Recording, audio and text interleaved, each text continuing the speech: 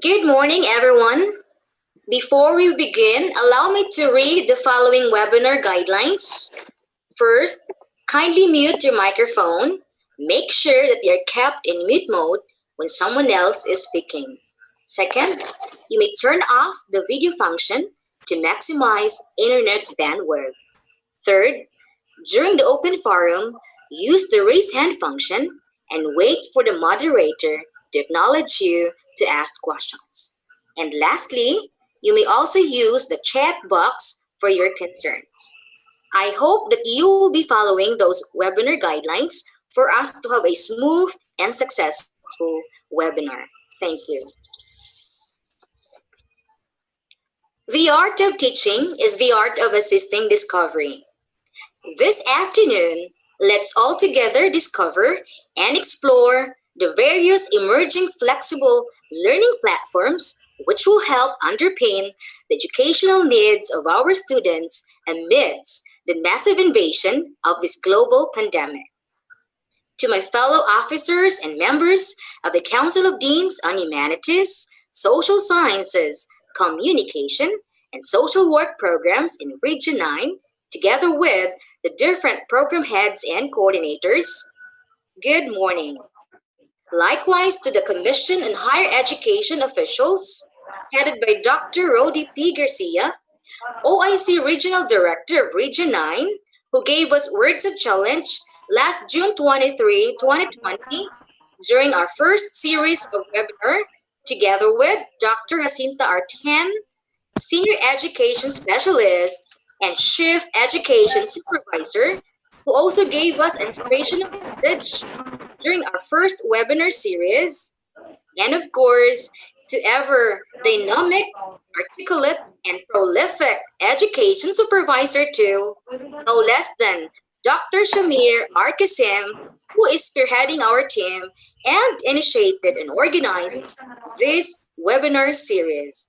And to everyone, to our Facebook viewers, have a pleasant morning to everyone. It's not morning, it's noon. Have a pleasant morning to, and not morning, it's noon. Have a pleasant noon to everyone with the theme Education Paradigm Shift via Learning Materials. So without further ado, let's begin with a doxology through an audiovisual presentation.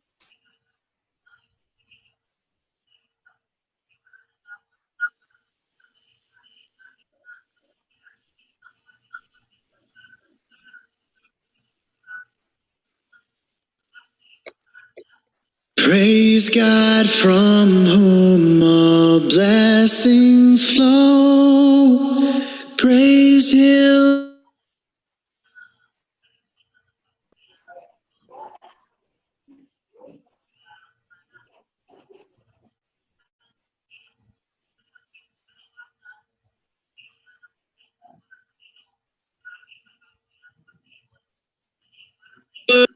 Of ye heavenly host, praise Father, Son, and Holy Ghost.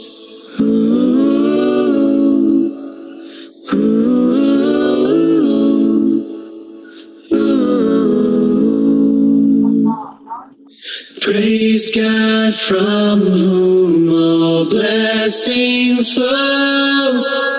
Praise Him, all creatures here below. Praise Him above, ye heavenly hosts. Praise Father, Son, and Holy Ghost.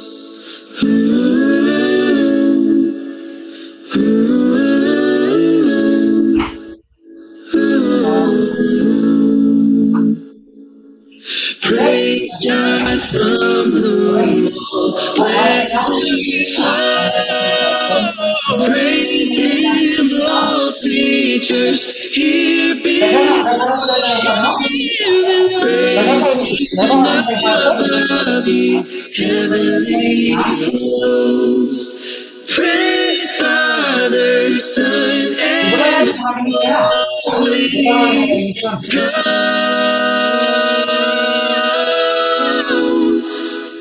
Praise Father, Son, and Holy Ghost.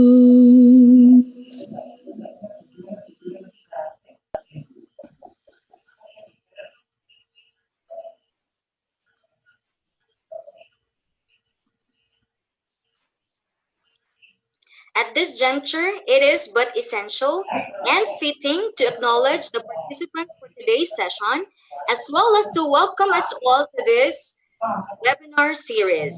In order to do that, we would like to call in the brainchild of this organization and this webinar series, no less than Dr. Shamir R. Kasim, Education Supervisor 2.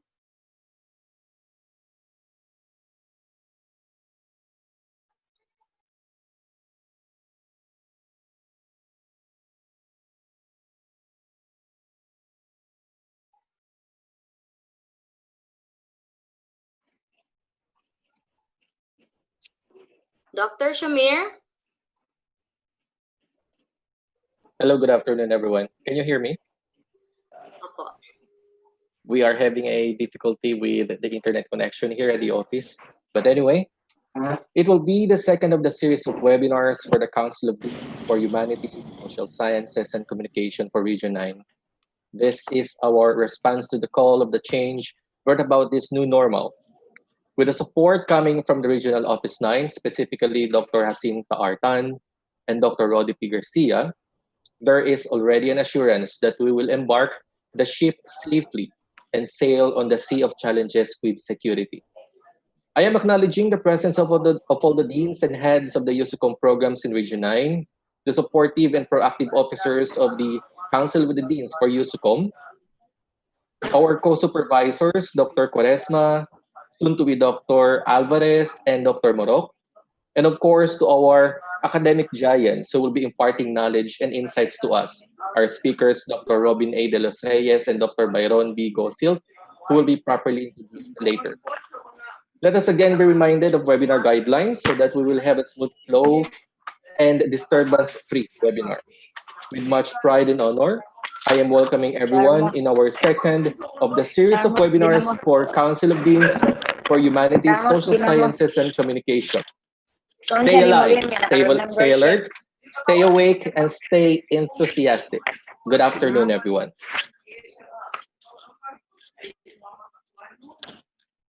Okay, thank you so much, Dr. Shamir R. Kasim, Education Supervisor 2, for the acknowledgement of participants at the same time for giving us welcome remarks. Again, we would like to remind our active participants to please turn off your mic. Especially when someone is speaking, make sure that they are kept in mute mode when someone else is speaking. Okay, let's proceed. Before we proceed to the introduction of our first speaker, allow me to read the rationale of the first topic. The first topic is about flexible learning modalities. The topic is meant to orient the HEI deans and program heads and coordinators of USUCOM programs to differentiate the three basic modalities of learning in the new normal education paradigm. These are online learning, blended learning, and offline learning. So, ladies and gentlemen, help me in welcoming Mr. Rowell F. Marshall, the secretary of this organization, to introduce our first speaker. Thank you, ma'am. Can you hear me? My task this afternoon is to introduce our first speaker. Our first speaker for our second series of seminar webinar is currently the Dean of the School of Liberal Arts at Ateneo de Zamboanga University. He obtained his Doctor of Philosophy in English Language and Literature at the Ateneo de Manila University in 2016. He earned his Master's of Arts in English at the Ateneo de Zamboanga University in 2008. In 2007, he earned his undergraduate degree in secondary education, major in English, and graduated cum laude at the Ateneo de Zamboanga University. He has been a recipient of Fulbright Scholarship from 2006 to 2007 and has been awarded as Best Paper Presenter in Ateneo Research Regional Conference held in Ateneo de Zamboanga University, Zamboanga City, Philippines in 2017. He has various administrative and management experiences, being the acting dean of the School of Liberal Arts at Ateneo de Zamboanga University from November 2018 to May 2019. He became the department chair of the Languages Department of Ateneo de Zamboanga University from 2010 to 2013 and 2016 to 2018. He was also the Assistant Department Chair of the Languages Department, ADSU, from 2007 to 2009. In 2013, the Languages Department of the Ateneo de Zamboanga University has been the Center of Development for English, where our speaker is the chairman. Our speaker is a language expert, an author of various articles published in an international journal of multilingualism and Asian Journal for English Language Studies in United Kingdom and Germany. He has authored numerous research papers in language, multilingualism, information and communication, writing ability, remedial, evolution and evaluation of programs. He was also a journal reviewer in an Scopus Index journal in language and education, multilingualism and multicultural development, Asian Englishes, TESOL Quarterly from 2018 to present.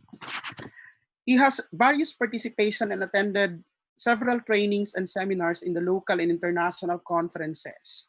He has also various memberships in different honor society, groups of academicians and researchers. A trainer, a module writer, a facilitator, LET reviewer, examiner, and academic manager. Ladies and gentlemen, please help me welcome our speaker, Dr. Robin A. de los Reyes.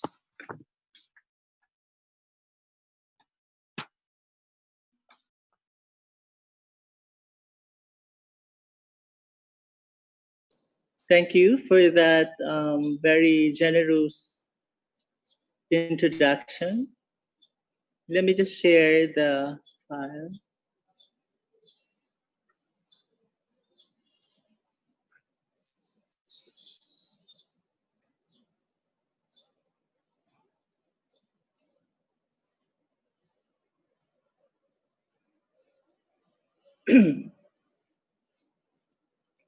All right, let's begin. To be consistent with what it endeavors, that is, to equip the learners with qualities such as responsiveness, adaptability, versatility, autonomy, among others, today's education should in itself be imbued with such qualities. There is no better way of teaching than to show to students what we seek to achieve. Hence, the popular maxim, practice what you preach and walk the talk. With the increasing challenges in education brought about by the environmental and social crisis such as the pandemic, education is thus compelled to respond to these challenges. Seemingly, the most expedient solution to the current situation is to adopt the flexible learning or flexible pedagogy. Thus, today, I am going to share with you what flexible learning is, what the modalities are, how these modalities can be implemented, and most importantly, why we should implement it and continue with education. Hello, again, I'm Robin, and I would like to add I am an educator, an advocate of meaningful learning through responsible use of technology and equal opportunity for learning. Okay, I'd like to start this off by making you answer some items. Okay, so get a scratch or on top of your head. You just keep your answers because we will go back to this later. So just answer true or false. Number one,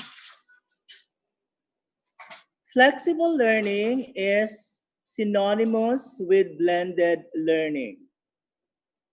Flexible learning cannot be done without the internet. Flexible learning is better when complemented with a learning management system.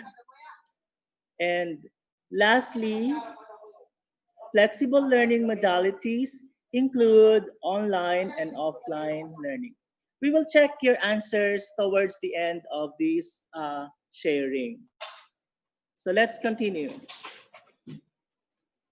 So, what is flexible learning?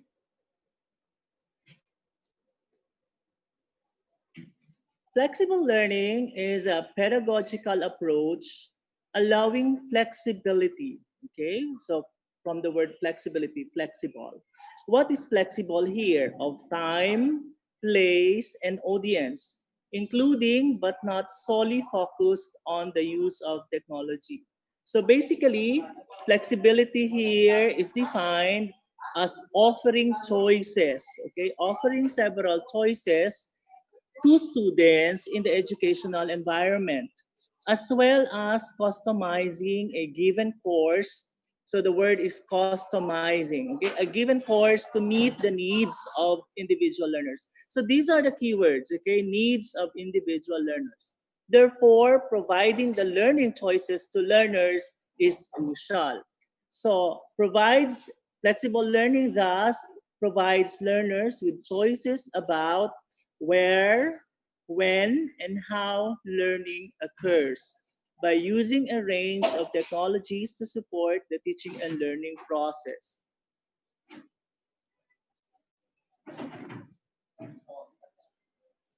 Thus, at the heart of flexible learning is learner's context. If we are to, in a while, we're going to talk about the modalities, and we might be choosing a particular modality for our own schools. Before you make that decision, it's important that you make an analysis of the learner's context. Okay? Now, when we talk about context, the diagram shows there a 360 degree of understanding the context would be this. First, we look at the physical environment. So given our situation right now, what would be some of the questions that we can ask in relation to their environment? It could be number one, if they are to study at home, because for the most part, we know that students are not yet allowed to go to school. So for the most part, they're going to do studies at home. So the question now is their home conducive for learning? Because we know homes usually they're not for learning. No, they're for rest, for entertainment, and what have you, but not much for learning. So that's the question now. Or do they have a learning space at home? Or if they are to do partly face to face, how far is their home from school?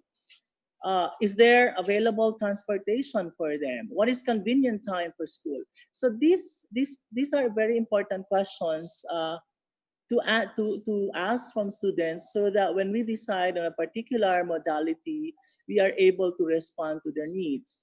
The second one has to do with their mental emotional state, and we know how this current pandemic has been traumatizing for many of us. So it's important that we also try to know what our students are feeling about the situation. No? So how are they affected by their experience? Are they anxious about going out? Should there be some form of face to face? The third one is the culture. So we can talk about the culture at home. No, are the families supportive of their education at this time of pandemic? Is it a priority for them? How do they view education, and how much will they invest for it? The next one has to do with their social aspect. Are the students able to collaborate with others? Because we know it's very important to succeed that they are able to engage in some form of collaboration. Do they have the means to do so, given that for the most part they are at home? And of course, most important of all at this time is to look at their aspect in terms of technology. What necessary technologies are available at home? Do they have internet connection, computer, laptop? So this particular aspect will be a deciding factor actually in terms of determining what modalities we're going to, or modality or modalities if it's a combined one, to be implemented in our respective schools. So in short, when we talk about learning choices, these learning choices can cover class time, location, course content, learning resources, instructional approach, technology use, the requirements for entry, completion dates, and of course the communication medium. So we will be examining each of these modalities in relation to these learning choices. Okay, are we good? It's just that I don't get to see my face on my gadget. Okay, let me see. Anyhow, so it's important that you see the slide. So let's go to the modalities. So what are the modalities of flexible learning?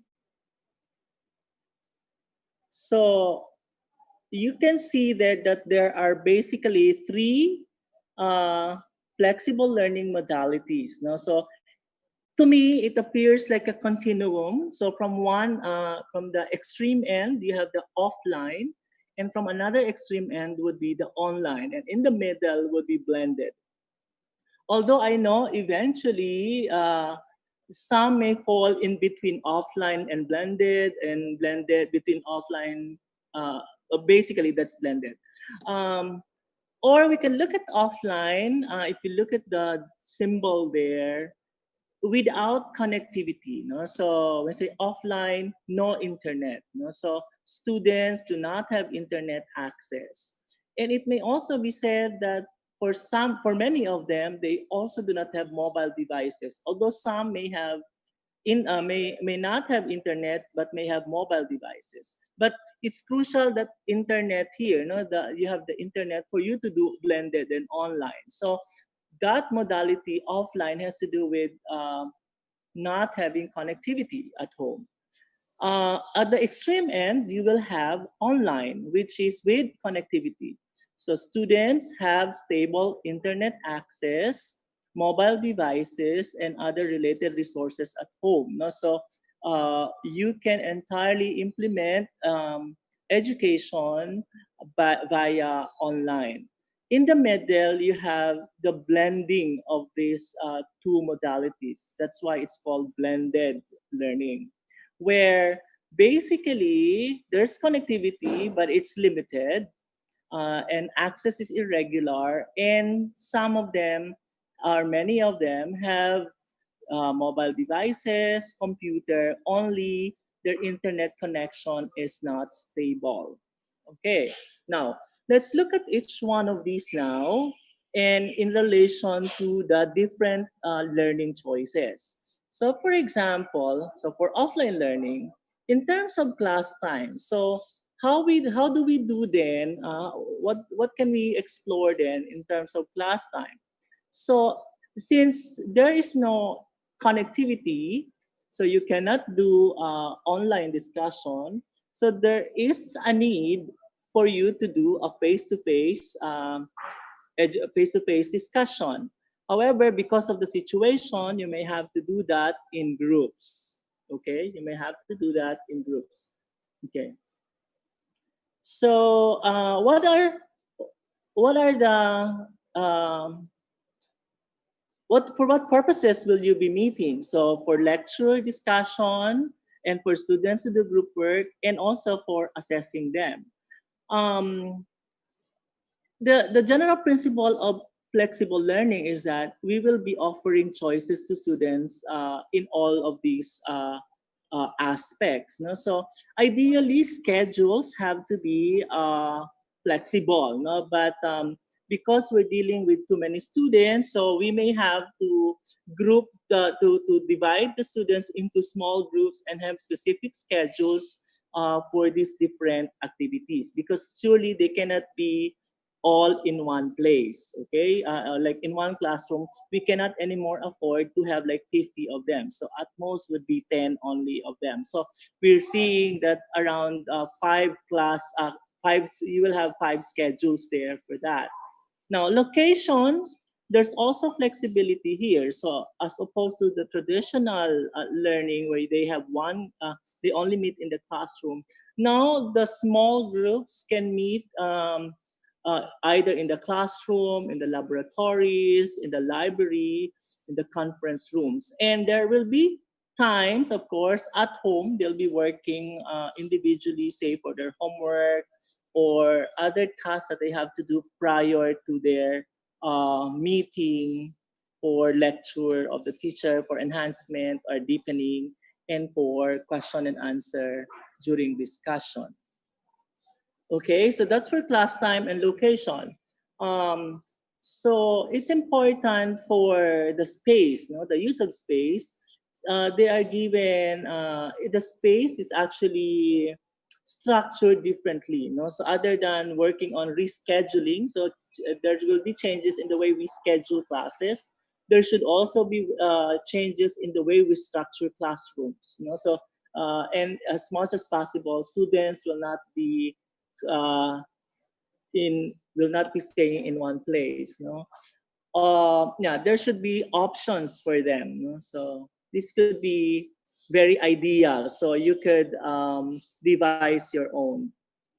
Now, in terms of content, of course, because this is higher ed education, we follow outcomes based education. So for content, on top of it would be learning outcomes. And by focusing on the learning outcomes, we will also have some flexibility in terms of content, because at the end of the day, what we target are certain outcomes. So topics may be identified by the teacher, but the students are also free to consult other resources available to supplement their understanding and in developing their skills, as part of the outcomes. But in terms of the learning resources, given that this is offline, there's no internet, so there's a heavy reliance on printed modules and other materials. So if in schools where many of the students do not have internet connectivity, then they may have to do offline learning. And the delivery, distribution of resources will be highly dependent on printed modules and other materials. Okay? And you can also give them learning packets. I will show you a sample in a while, which is in hard copies because you cannot distribute this online.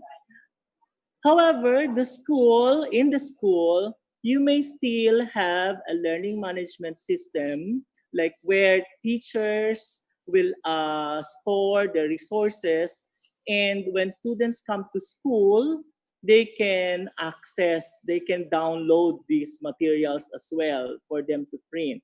Okay, so even if it's offline, it doesn't mean that you do not need to have learning management system. In fact, it's good if you have like a repository of materials in school, but only this can be accessed by physical. Students will have to go to school and download this by themselves, probably save it in a USB, and then have it printed somewhere so that they can read it. Recently, Chair De Vera also mentioned about the Philippine CHED Connect, which is an open educational resources. So, while by and large resources in OERs are likely to be accessed online, but they may be downloaded and saved in your own learning management system in one computer where students can download it, so that even if it's offline, they will still have access to these materials. Okay. In time, you'll get to know more about the Philippine CHED Connect, because I'm sure CHED will be sharing with us about this in the days to come. Okay, are you still there? I can't see you. So I'm not sure if things are okay. Just give me a thumbs up if you're still there. No. Anyway, in here you will what you're seeing now is okay. What you're seeing now is a sample of a learning packet. Okay. So basically, the learning packet would have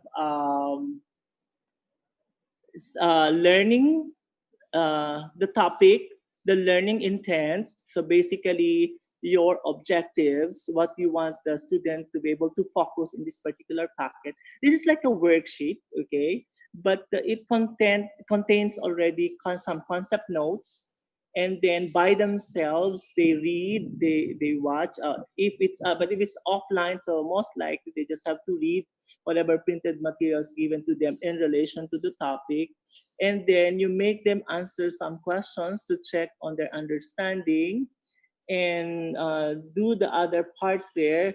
Packets will not necessarily have all these parts, now depending on how you want to structure your packets. But this is just an example. Now, what happens is that they do this at home, right? And then when you meet during the schedule for the face-to-face, this could be your points for discussion, or what their answers are to these questions. Okay, so that's an example of a learning packet. All right, now in terms of technology, so because this is offline, so so mostly they rely on older technologies like audio tapes, no? So videotapes. So they get input information from these sources: audio tapes, videotapes, CDs, and other storage devices. And you can also maximize television, or if not, radio, just like what DepEd tries to explore through dissemination of information through radio as well. No? And of course, I put learning management system in the context there of what I was describing earlier, where in the school, there's a particular space, computers, and then where resources are stored, and then students can go there and download these resources. So in terms of communication, for the most part, because they do not have internet, limited messaging, they have to do face to face, or if they have loads, they can do texting. If they have cell phone, they can do texting or calling. But really, for the most part, this is face to face. Okay, so that's about it for offline learning. So really, the difference there is the absence of the internet connection. Okay, although it can be extreme to not having also a mobile device, but it is possible that students may have a computer at home only without internet. So what they can do, they can download materials from the LMS of the school and then open this at home using their own computer. Okay, so that's for offline learning. Let's go now to so this is an example of LMS, but this is only possible if there's internet. So this is my own LMS for my graduate class. No? So if you are wondering how it looks like, so this is ADSUS LMS, no, my e-class. So I'll just show this. If you have questions about this later, just let me know, okay? All right. So I'd like to go now to blended. Okay, blended. So if offline learning is by and large face to face, in blended is a combination of face to face and sometimes online. Only sometimes, because again the connectivity is limited. No, so for the face to face, they may also do that for the same purposes. although they can also do discussion, group work assessment online during group synchronous sessions if there is internet. So, but as a design, blended learning relies on both. No, that's why blended learning seems to be rather more ideal. No, so but anyhow, no, but we know that we go back to the context of our students. So there are students who really do not have internet, neither a mobile phone or laptop, so they have to do face to face. But in blended learning, you can mix it because the idea here is that at certain time they can connect to the internet, and some of them, and they also have some access to technologies. So for location, so because they sometimes do face to face, so they may do this in the classroom, laboratories, library, conference rooms, but they can also do discussions and even assessments at home via the school's LMS. So doing asynchronous sessions and synchronous sessions. So I'm glad in our previous webinar, uh, these concepts of asynchronous and synchronous sessions have been already explained. Okay, so basically asynchronous, this is not real time. No? So this is where, for example, you make the students watch a video and you and you pose a question on, for example, on a FB group, and they can answer there anytime they want. No, but in synchronous, this is where you do it's like at the same time. No, so real time. No, so this is, for example, what we're doing now. This is synchronous. No, so uh, we can engage in discussion real time. No, I get your response. I can get your response right away. Okay. Now, for content, for blended learning, so basically the same. No? So the content would still be the same. I just put it there. I just want to highlight that for higher ed, our goals would really be the outcomes. No? So our content will be dependent on what will be the outcomes. But because in the flexible learning, the idea of flexibility should be there. So topics will not only be dictated by the teacher. No? So students are also free to read and even share those that are related but not suggested by the teacher, for example. Now, for the learning resources, because this is blended, teachers, teachers and students here will use both printed and soft copies, hard copies and soft copies. They may also have learning packets, some similar with offline learning, and they can also access materials from their LMS either through online if they have internet, or they can go to school and download it directly from the computers in the school. Okay. Now, in terms of the technology, so this is a combination of offline and online. So there are technologies that are used for offline, like audio tapes, video tapes, and then television, radio broadcasting networks. But because this is blended, there are also technologies for online, such as desktop computers, laptops, smartphones, apps, and of course, internet. Okay. And in terms of communication medium, they can also do face-to-face, but this time it's not going to be prevail. It's not going to be as common as it is in offline, because they have options other than face-to-face. They have messaging, they can email, they can also do social networking, because they already have internet, only it's with limited connectivity. Okay, so I hope you're able to make the distinction between offline and and blended. We go now to online learning. So for online, so unlike blended, there's a mix of offline and online. Online is really everything is done online. Okay, so because you might want to schedule synchronous sessions for discussion, so there should be some form of a schedule for that.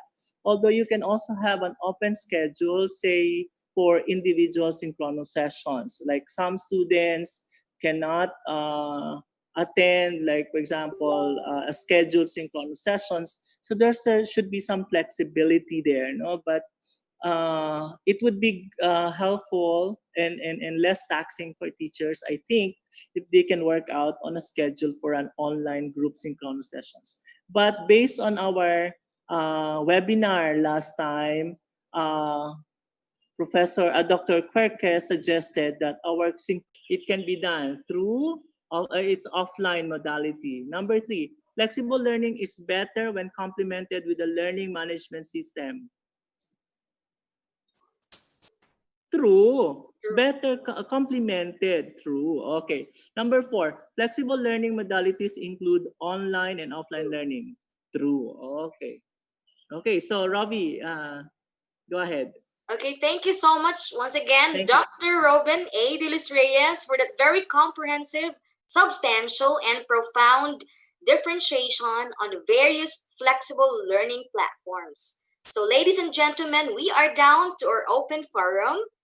So, if ever you have queries, you may use the raise hand function, or you can communicate through our chat box. And our Facebook viewers also are maybe eager to raise their queries, so we can also accommodate your questions. Yes. Who would like to begin?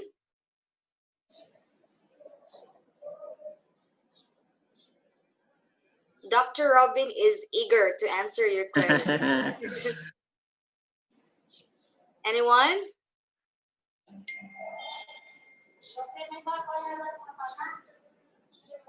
What about from our Facebook viewers? Do you have questions? There is none? What about from the officers and members of the Council of Deans on Humanities, Social Sciences, Communication? Excuse me, ma'am. Excuse me. We have a question. Sir Joseph. Go ahead, Sir Joseph. Good afternoon, everyone, and good afternoon, sir.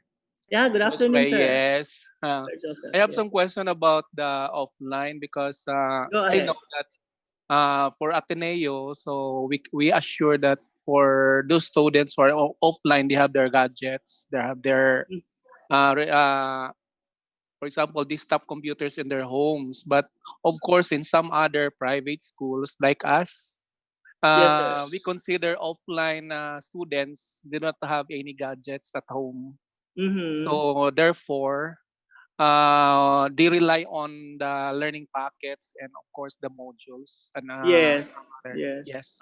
It's really going to be that, sir. So there are we cannot conclude that this offline students or under offline mode is considered that they can also access some other digital form of learning materials. Yes, that's at the extreme end. There are those students who do not, so they cannot access those. This is only my question. This is personal questions, of course. For actually, this is my personal view regarding the face-to-face. Yes, sir. I am pro Duterte because his statement, if there is if there is no available vaccine, I would not allow to have face-to-face meeting. And this is also my personal view. I would like also to ask you, especially in Zamboanga City, that there are some number of positive cases in COVID-19. Yes, the sir. same way here in Dipolog, we are having 5 in our province. This is my personal view because I asked this. So some other personalities, if we allow our school, or we allow our students to come to have a face-to-face meeting, even we limit limit the The number. number. Mm. So we are not assured of possible transmission of the virus inside the campus. This is also now being one of the experience in some other countries like China and Japan, that after Mm-hmm. they open their schools, they have Schools. virus transmission. So in our Mm-hmm. case here, I am also in the private school. If ever there is a transmission inside the campus, so meaning all the employees, all the teachers will be having the swab test, and of course isolation, lockdown of the school, and later this will give a negative impact to the community wherein the students are now the parents will now allow the students to enroll in the Mm-hmm. school, and later maybe the school will decide to close, and of course Mm-hmm. our employment is at stake. So what Yes, is your yes. opinion about that, about the allowing our students to have face to face?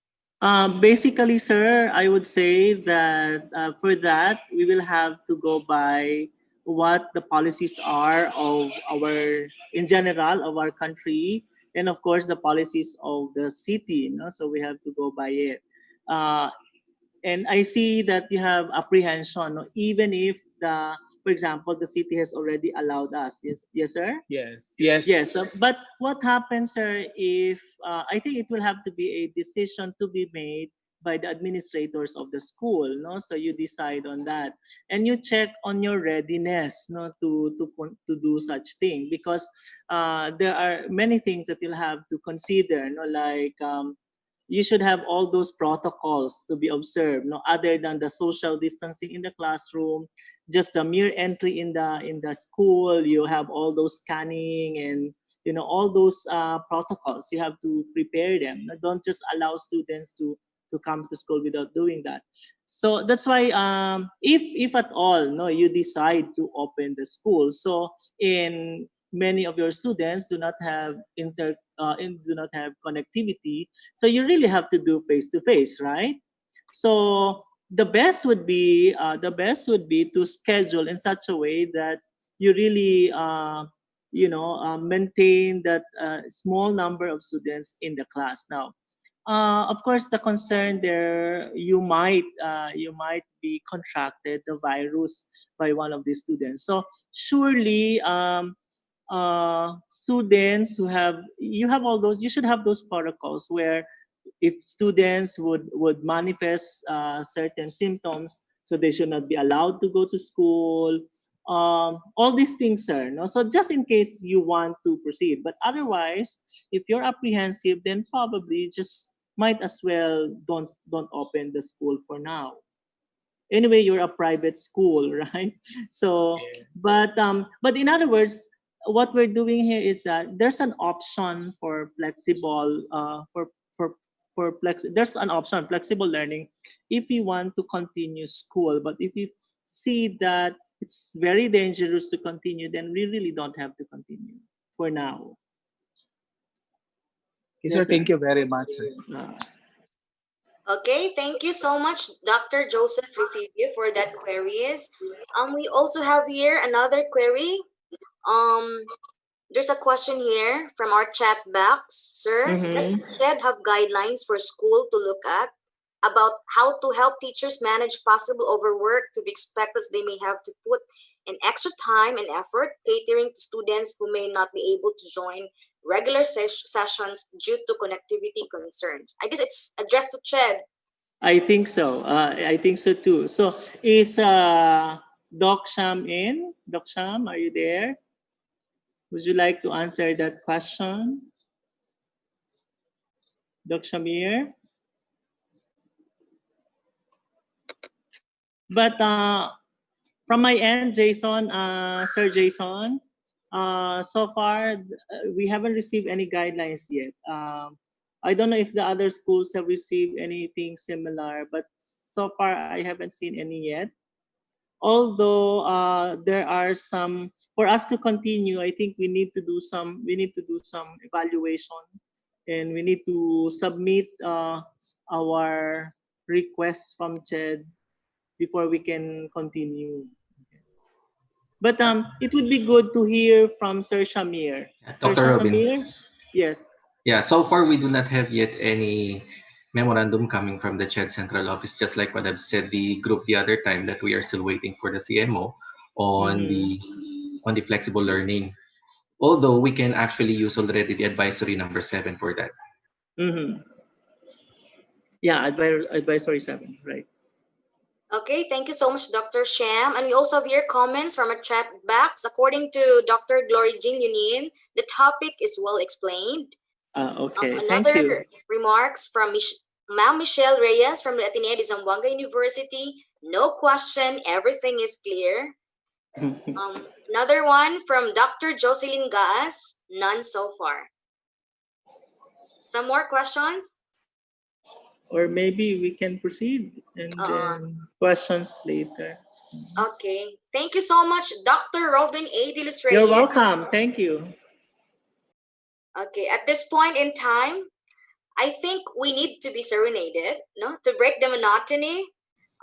We will be serenaded by Miss Shen M. Laride, champion of inter-school singing competitions, also champion at barangay singing competitions, a singing sensation grand champion, and a consistent honor student at Western Mindanao State University.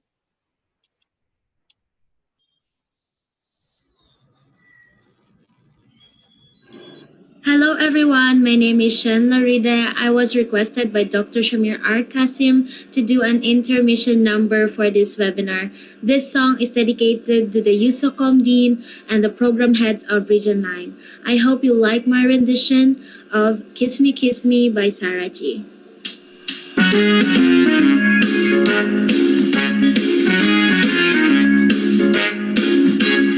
When I feel so sad and lonely, when my life seems pale and blue, how I wish you're here beside me, here to stay my whole life through. You're the only one, believe me, who can make my dreams come true. Come, my darling, and embrace me. This is what you're gonna do. Kiss me in the morning. Kiss me in the night. Kiss me in the daytime. Kiss me all the time. Hold me, darling. Hold me real tight. Kiss me, hug me, darling, with all your might. A kiss me in the morning. A kiss me in the night. A kiss me in the daytime. A kiss me all the time. Hold me, darling. Hold me real tight. Kiss me, hold me, hug me, darling, with all your might.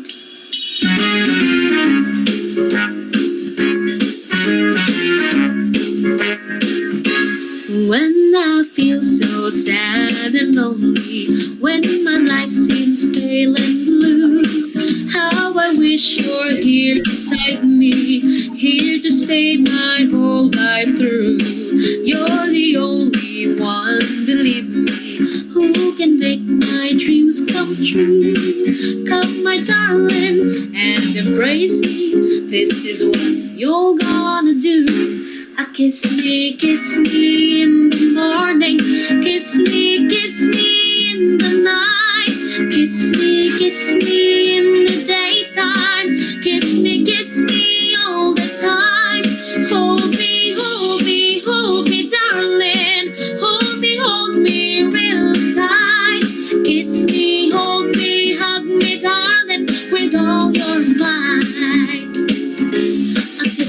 A kiss me in the morning. A kiss me in the night. A kiss me in the daytime.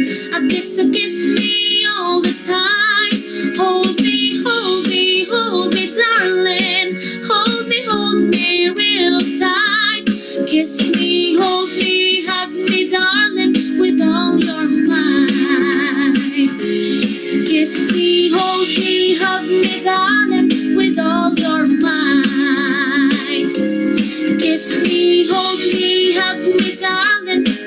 blow your mind. Kiss me, hold me, hug me, darling. Blow your mind. Okay, thank you so much, Miss Shen M. Laride, for that very wonderful rendition of Kiss Me, Kiss Me. I hope that we are entertained by that, and I hope to do a dance version of that Kiss Me, Kiss Me for the next webinar. I hope so.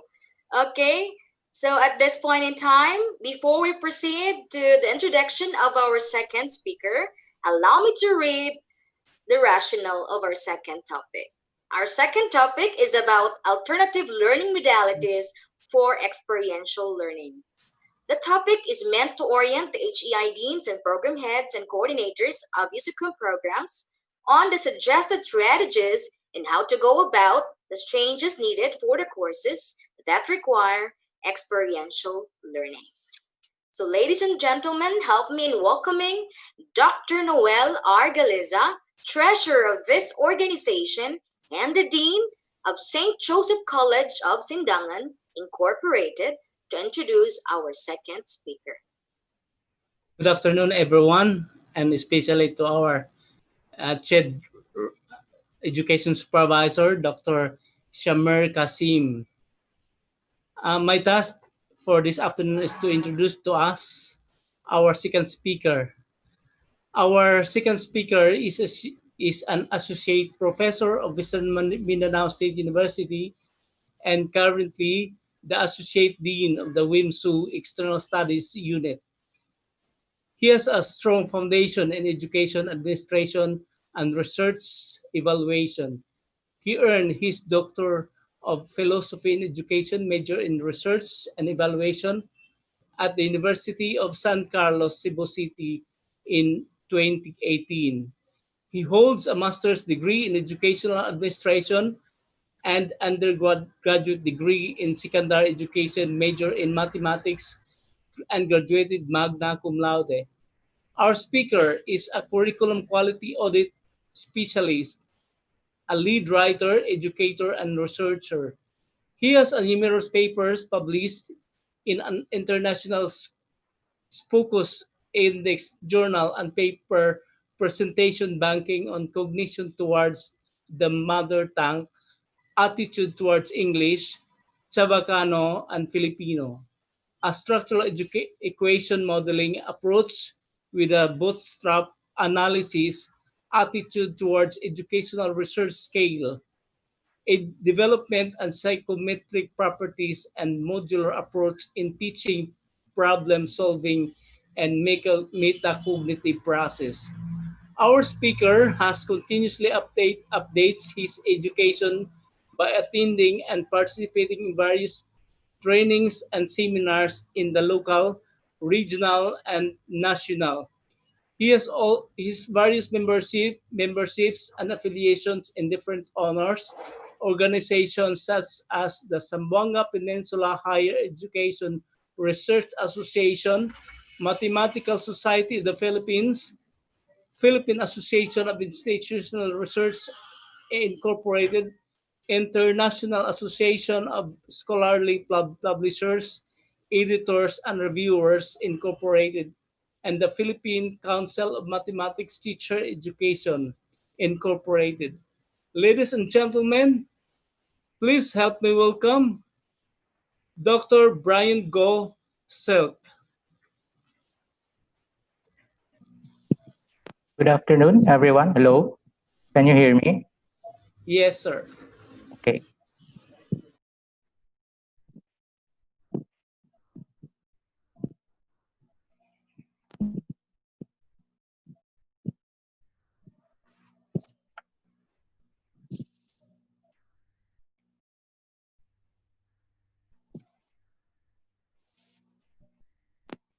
Okay, once again, good afternoon, everyone. And I would like to thank CHED Region 9 for inviting me to speak a session in this webinar, especially for the education supervisor for the Council of Deans for Humanities, Social Sciences, and Communication Programs for Region 9, Doc Sham. And of course, before I proceed, allow me to greet a warm congratulations to the newly elected officers of the Council of Deans for Humanities, Social Science, and Communication Programs, of course, with its president, Professor Leonin. Ma'am, good afternoon.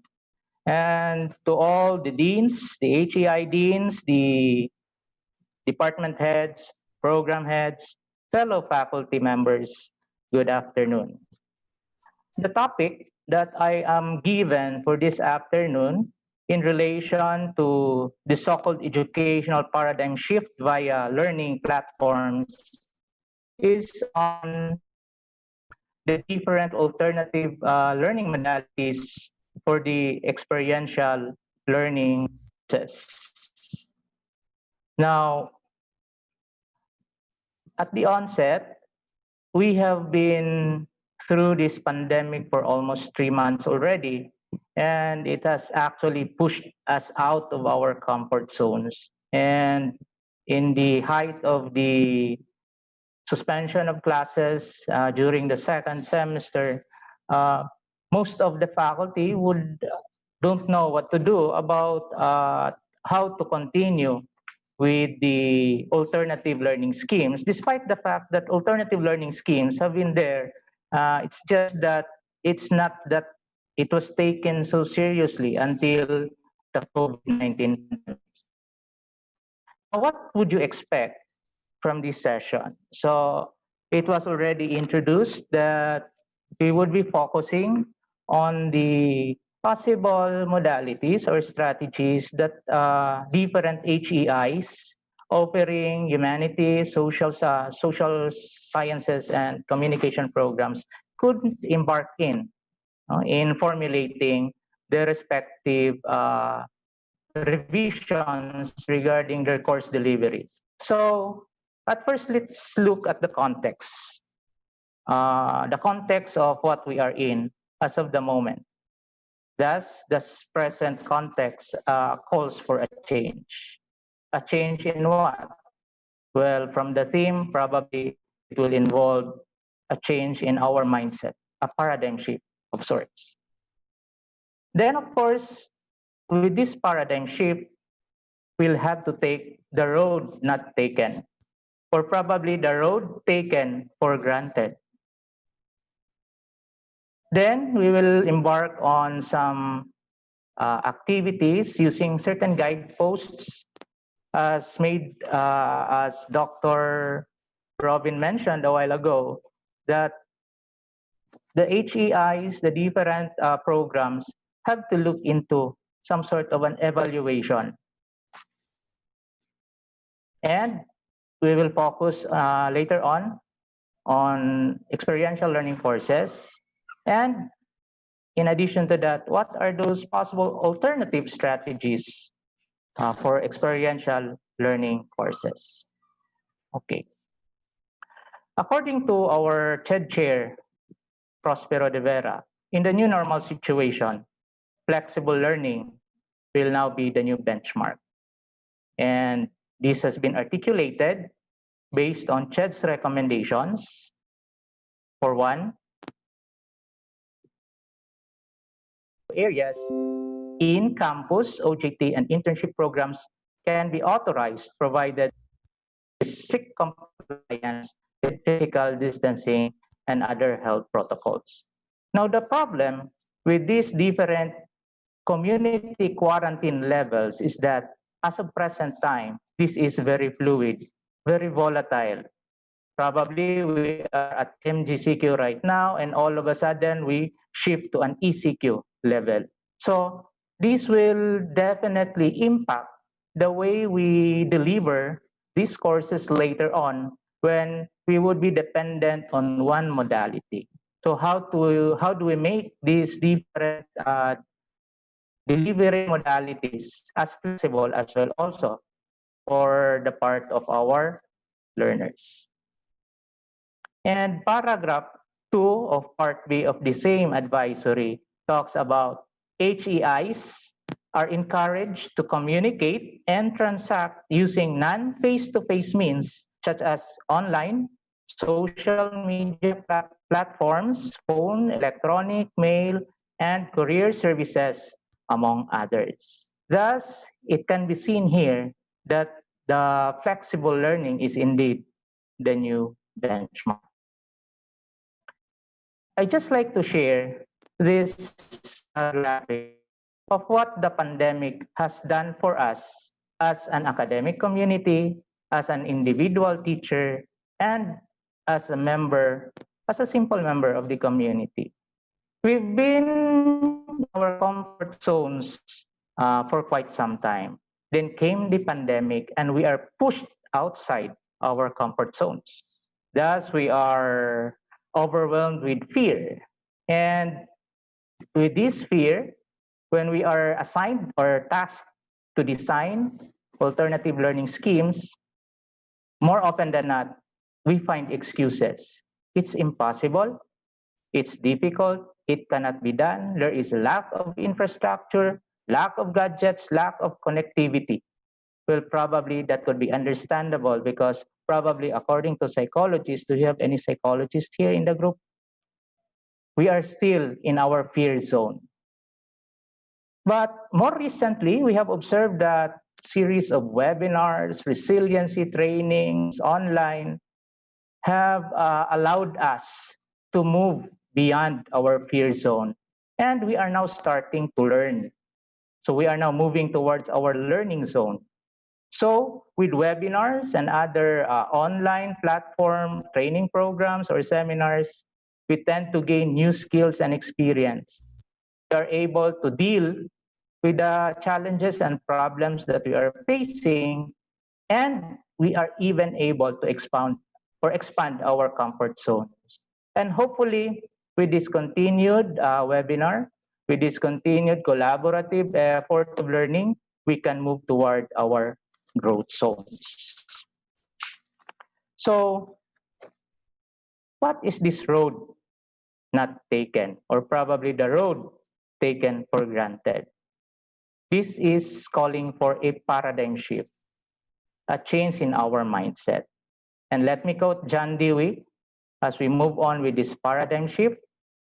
If we teach today's students as we taught yesterday, then we rob them of tomorrow. Well, we can ponder on this. But what is this paradigm shift all about? Is this a simple mindset issue? Now, take note that the new normal is here to stay for some time. And the academe should adjust and adapt to these changes. The academe calls as a community of teachers, a community of students, administrators, and other support staff. Secondly, they cannot or they have a hard time learning during face-to-face classes. And of course, we should not leave the students out of the equation. Pardon me for using the term equation anyway. HEI faculty also need to rethink and reconsider the way students learn. Shift does not only involve us, the faculty, but it should also involve our learners because they too are used to the fact that they go to school physically, that they are probably, should I say, some of them might feel that they are forced to do the task because simply they are in school. Probably some of us might be thinking right now, how would these flexible learning modalities be effective when there are no teachers looking after our learners or our students? There is, of course, a need for us to teach them andragogy, or so-called adult learning skills, and eutagogy, or self-learning skills, because this is the new way to professional development. So two-way ang mangyayaring paradigm shift. Paradigm shift ni faculty, tsaka paradigm shift ni learner.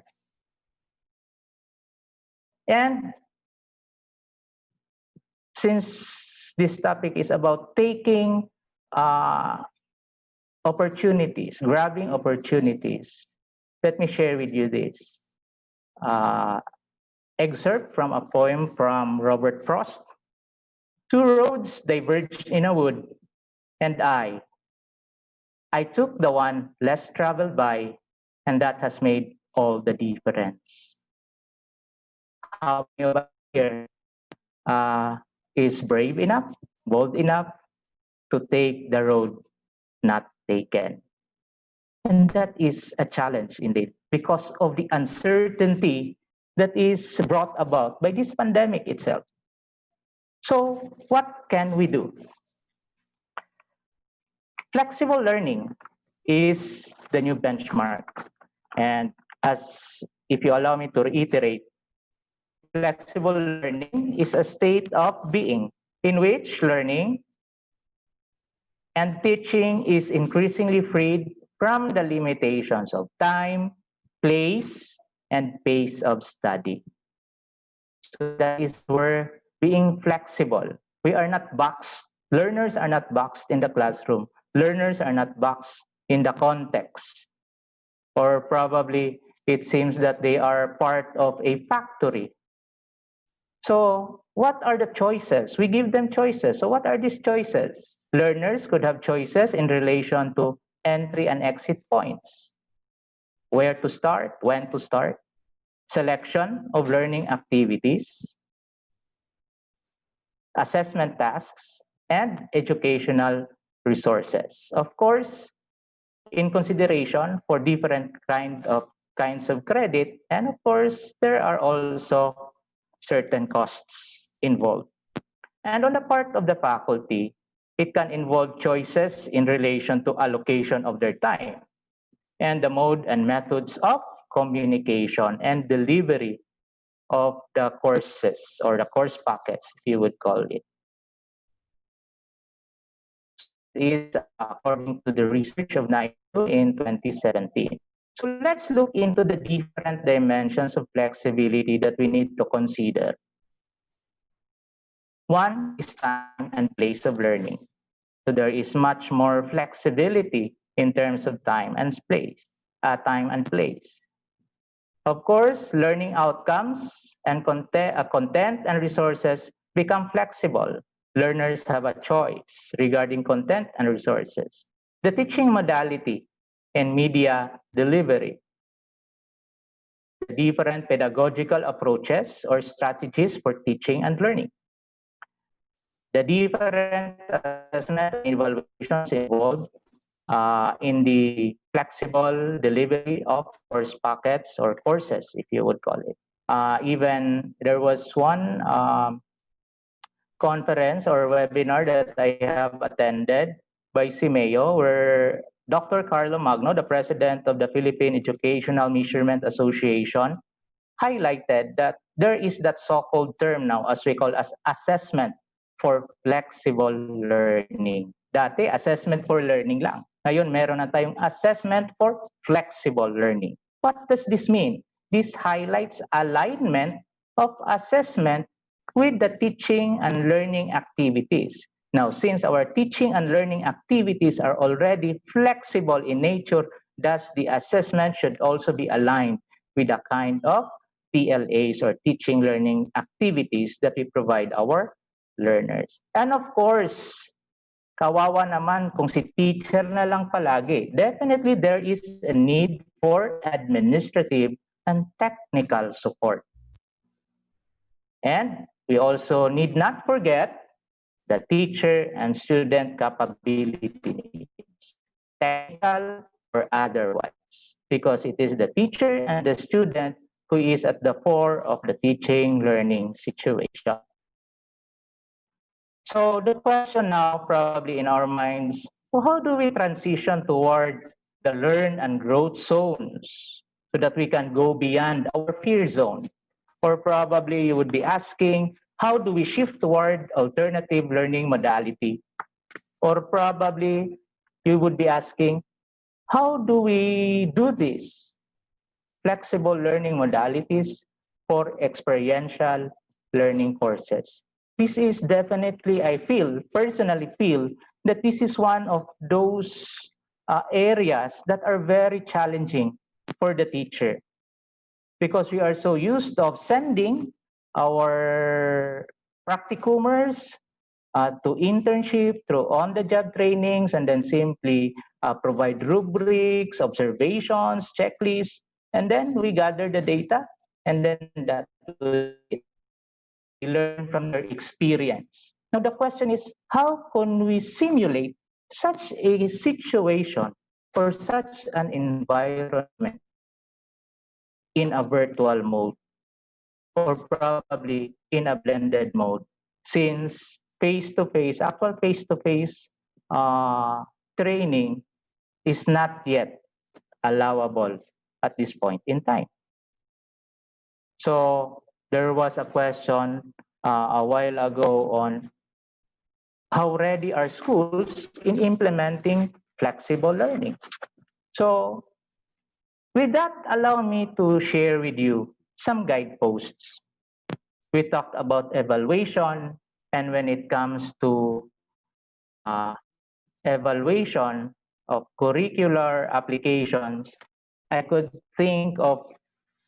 not think of anything else but the CIPP evaluation model.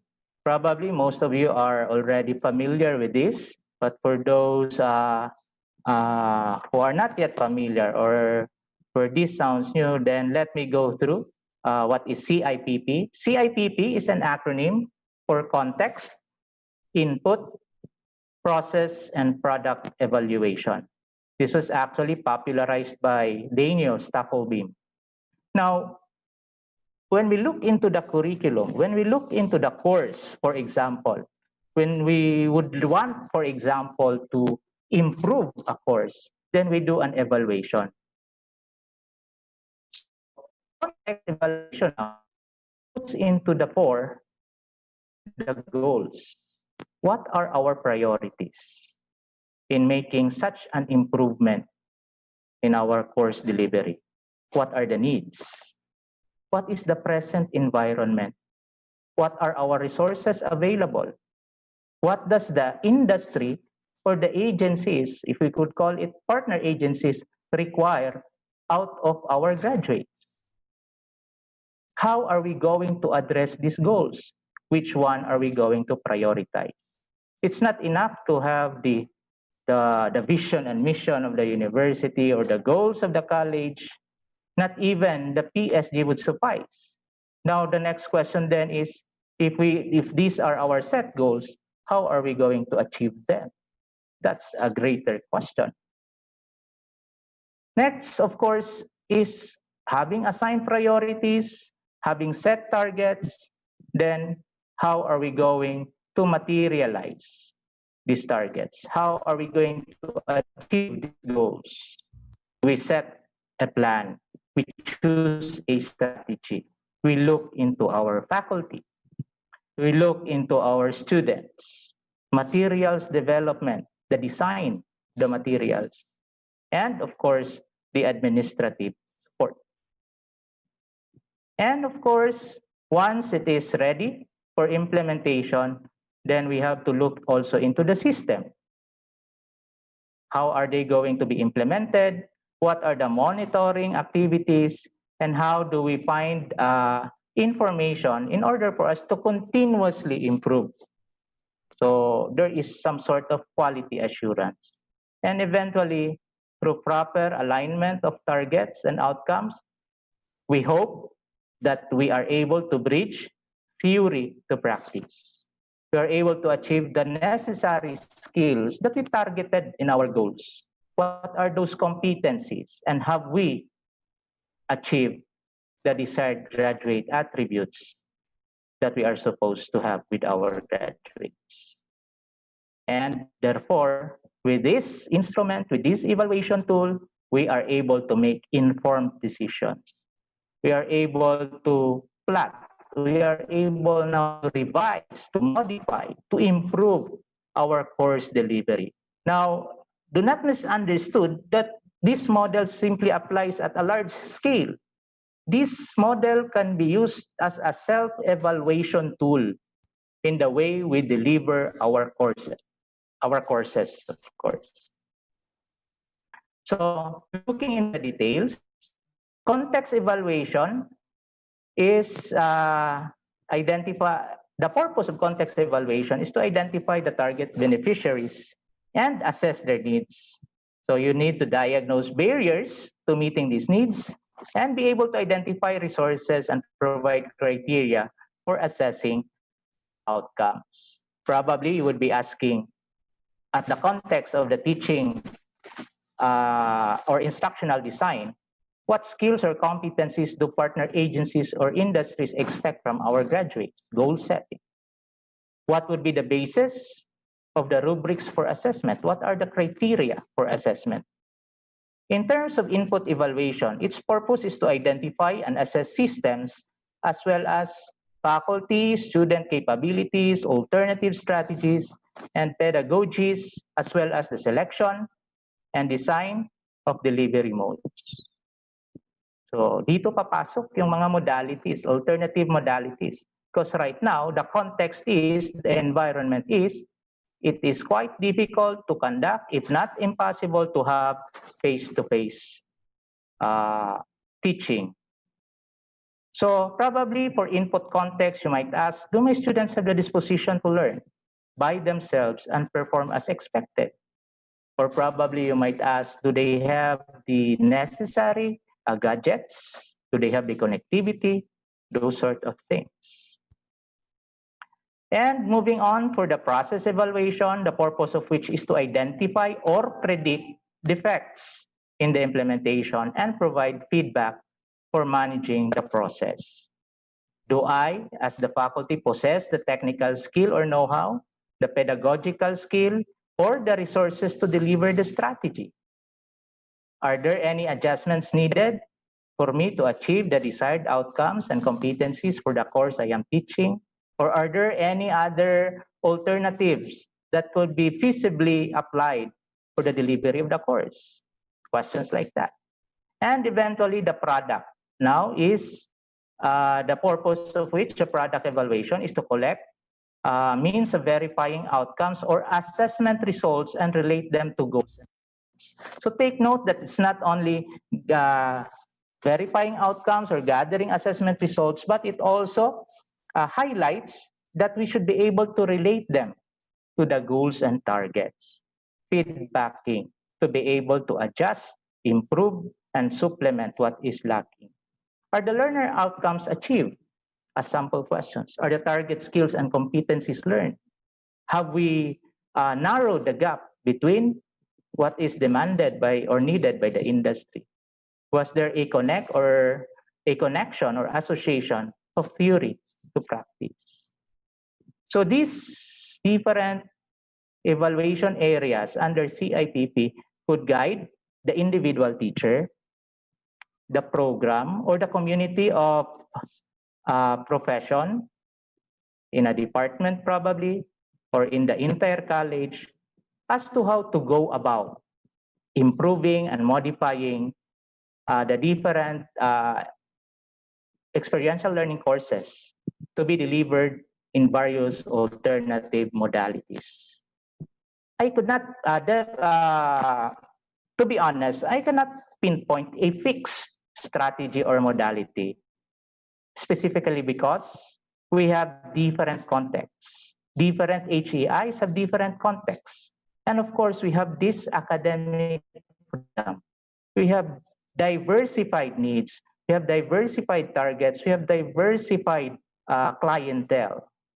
But with this guidepost, then we can definitely tailor fit a program delivery or probably customize course delivery modalities in the situation or context that we are facing as a higher education institution. Now, I'd like to look back to those modes of delivery. These were actually already presented by Dr. Robin, but let's just look at them. So basically, we can look at modes or these modalities or flexible learning modalities, some sort of a two-dimensional thing. At one axis, probably, you would look at whether it is on electronic and print. The other one is virtual.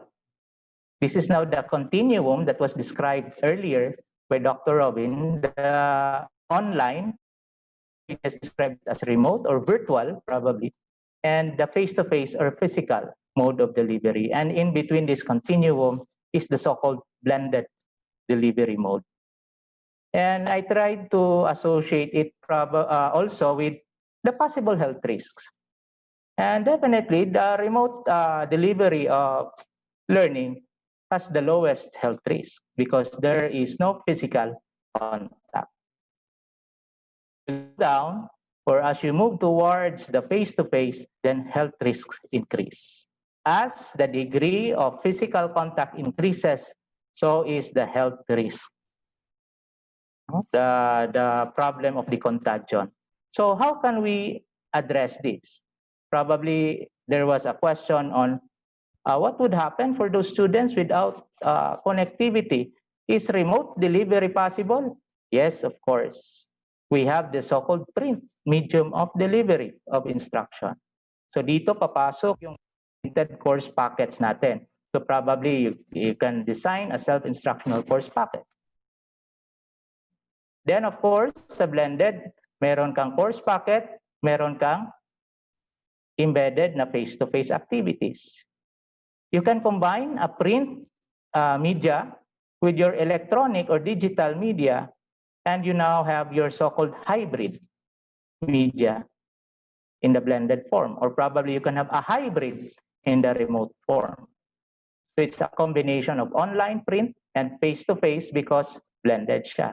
Well, probably there are already schools, especially private schools, that are applying flipped classrooms already, even before the onset of COVID-19. And of course, the face-to-face is the usual classroom setting that we have. So ito yung mga modes of delivery and what we can do. So sa full online, it can be asynchronous, synchronous, or flex. So pag sinasabi nating flex, it's a combination of synchronous and synchronous online delivery of courses. So let's move on now. So meron na tayong guide kung paano natin i-implement. But ano ba talaga ang nature ng experiential learning courses? So looking into the theoretical and philosophical foundations, one of the earliest foundational literature associated with experiential learning is that of John Dewey. We even know him as having said that learning is doing or learning by doing. And that has been stipulated in his book, Experience and Education, one of the earliest philosophical foundations. Let's call it the pragmatic education or pragmatism.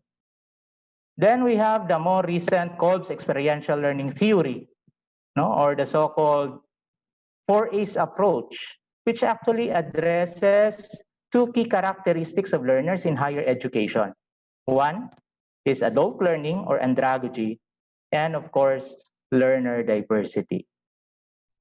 Earlier, Kolb's experiential learning theory simply addresses 4 learning types or learning styles, if you would call it, until eventually it evolved to around 8 learning styles recently through consistent research. Now, how do we apply this? So, this so-called 4A's approach involves a cycle of learning.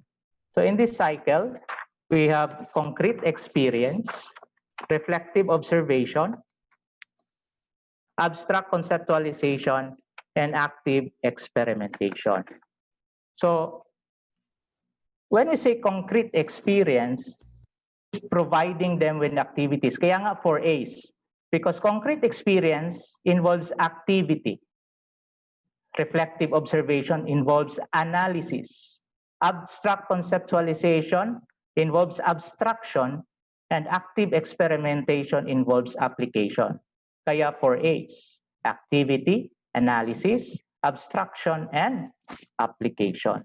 So in the concrete experience or activity provision, it describes hands-on experiences so that learners can learn from them. So if the students try new things, face problems, and step out of their comfort zones, then these experiences could range from anything in their personal, immediate environment or a simulated or contrived situation. So dito na papasok si experience.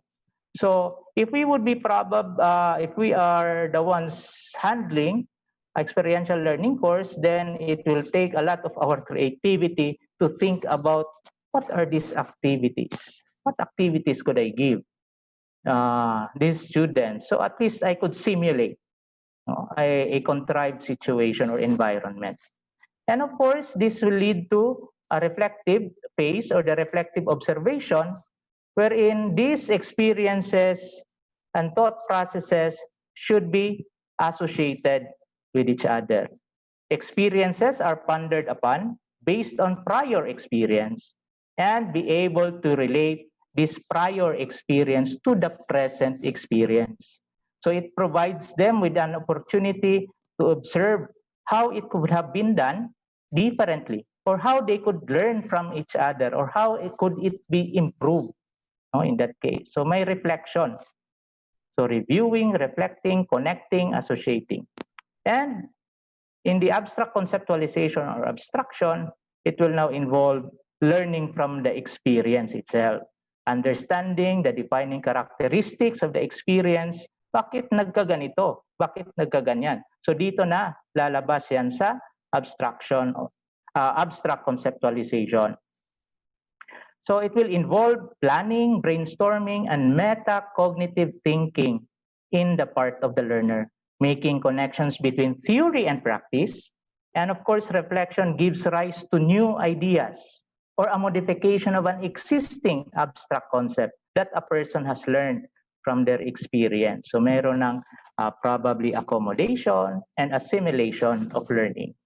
And finally, there is a need to validate, to test whether or not the newly acquired knowledge or formulated knowledge or information applies in the real world. So you have now the application. Phase now provides the learners the opportunity to check and validate the newly constructed knowledge. Thus, it is able to reinforce learning, if not correct misconceptions. So what does experiential learning provide? So I'd like to identify the most important ones. Una, it provides a safe learning environment because we are making simulations, contrived situations. So at least walang kung wala or minimal ang physical contact. And of course, it bridges theory and practice. It also provides authentic assessment results, realistic, real world, kumbaga. And that is primarily the purpose of our experiential learning courses. Kaya nga dinadala natin, ini-immerse natin sila sa society, sa community, sa actual workplace so that they would be able to experience firsthand.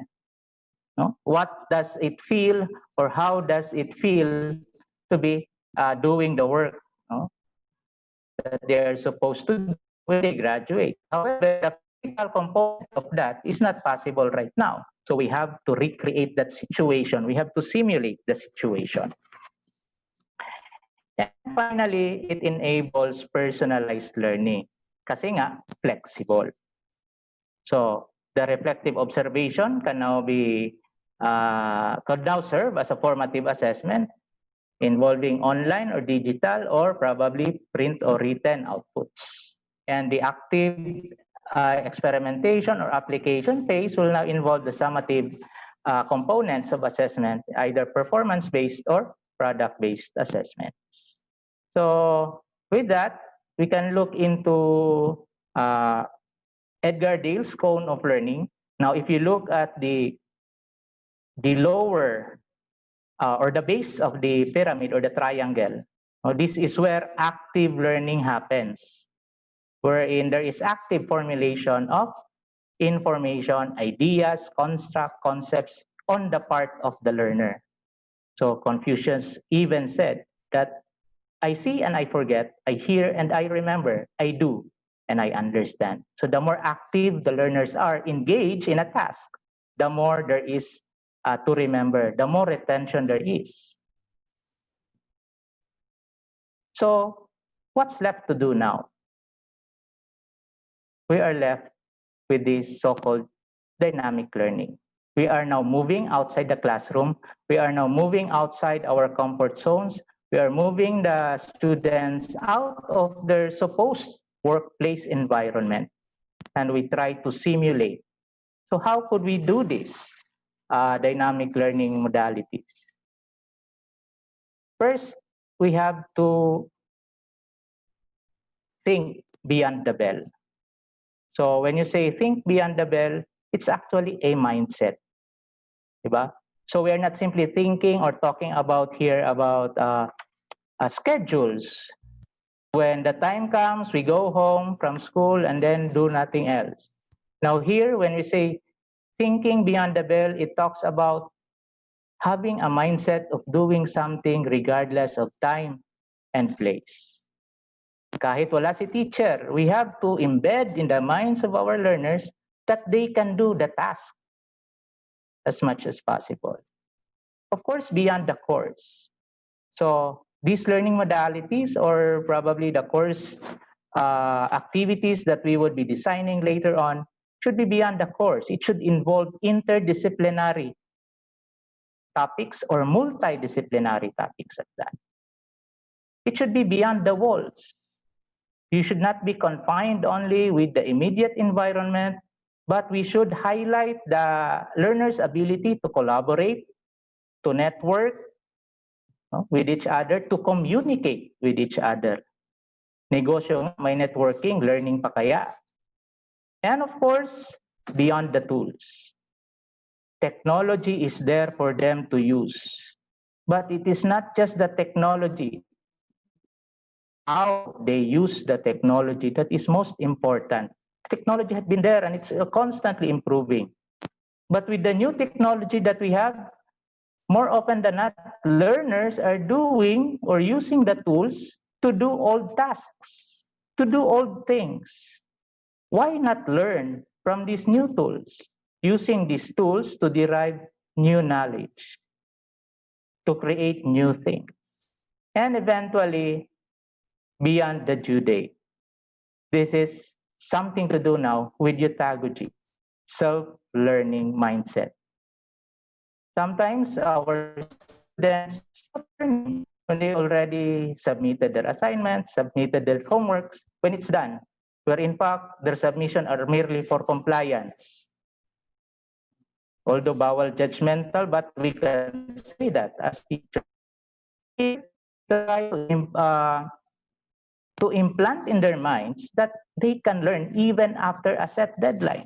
We're not saying that they should not submit it on the deadline, because that is one of the values that we teach them in submitting or providing schedules. But what I'm trying to drive out here is that they should be able to learn by themselves without the proddings of their teachers. Because in real life, they have to do it on their own later on.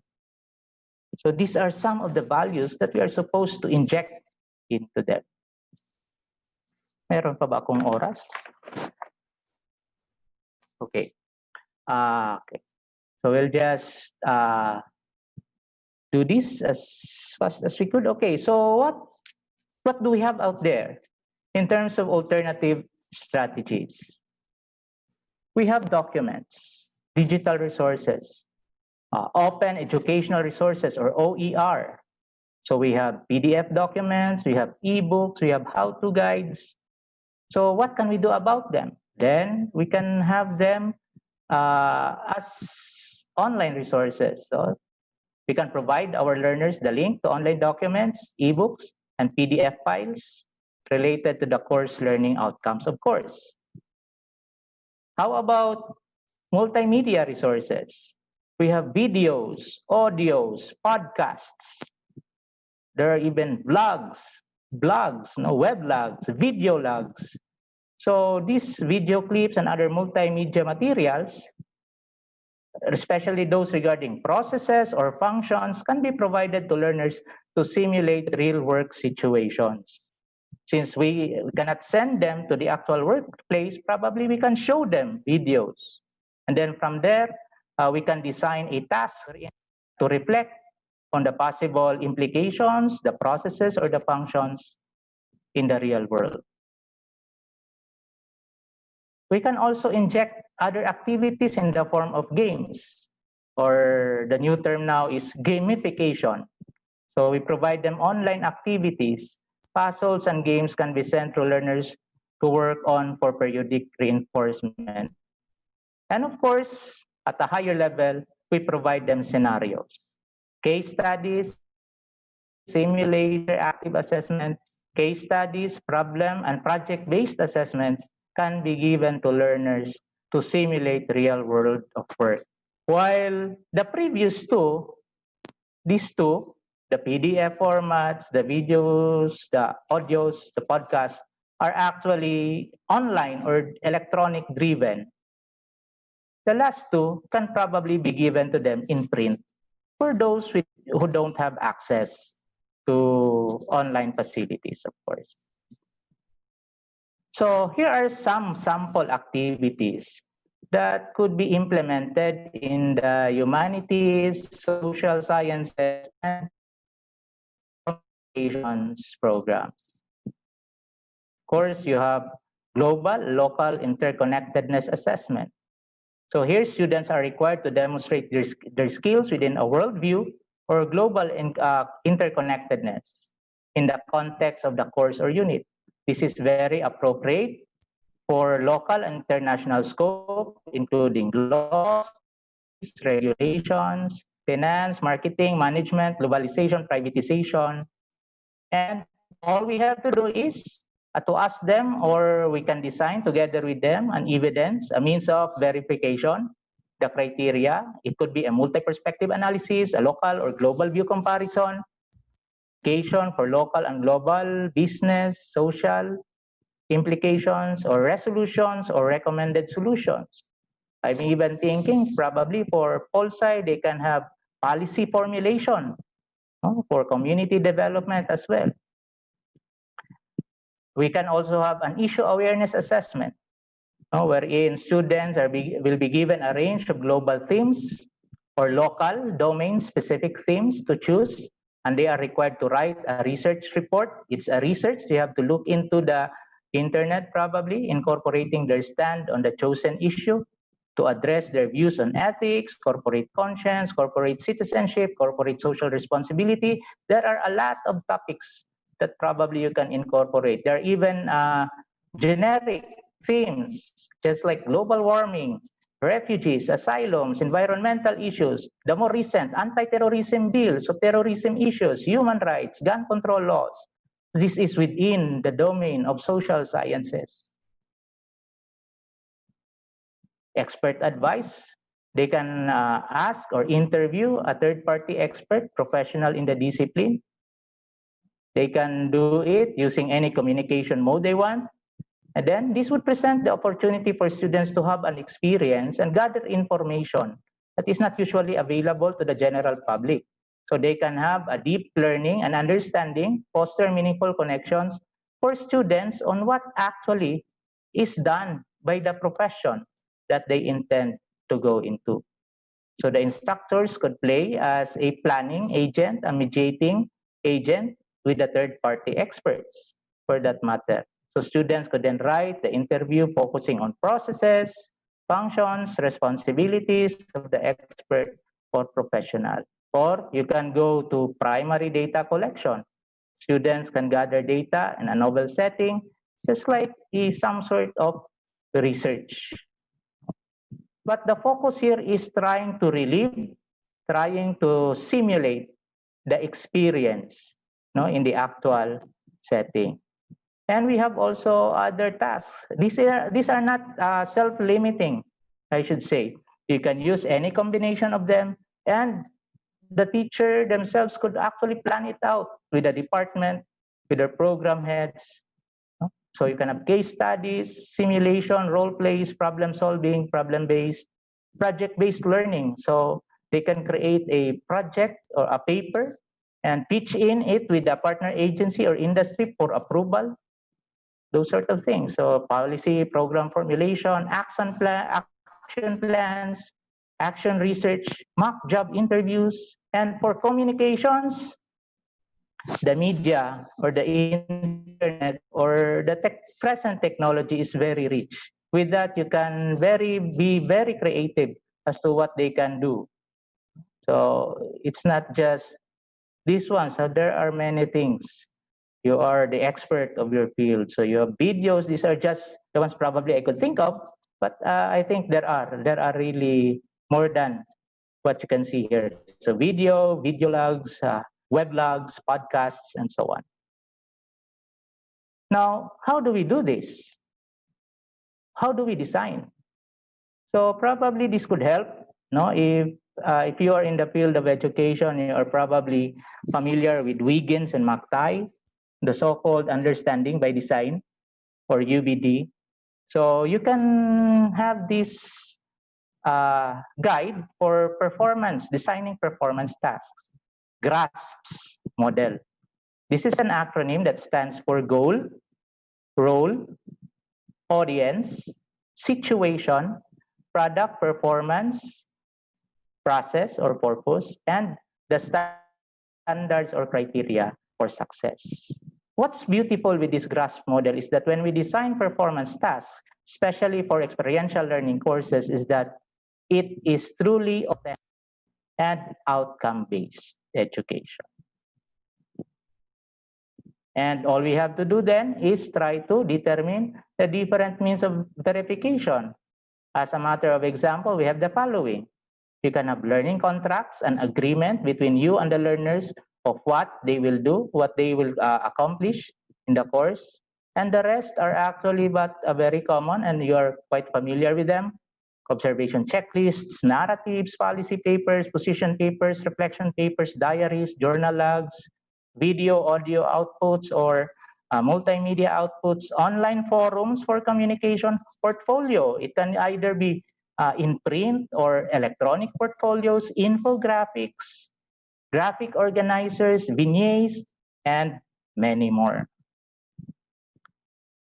Thus, I would say now, according to George Bernard Shaw, imagination is the beginning of creation. You imagine what you desire. You will what you imagine. And at last, you create what you will. Because imagination is the beginning of creativity. Thank you very much and good afternoon.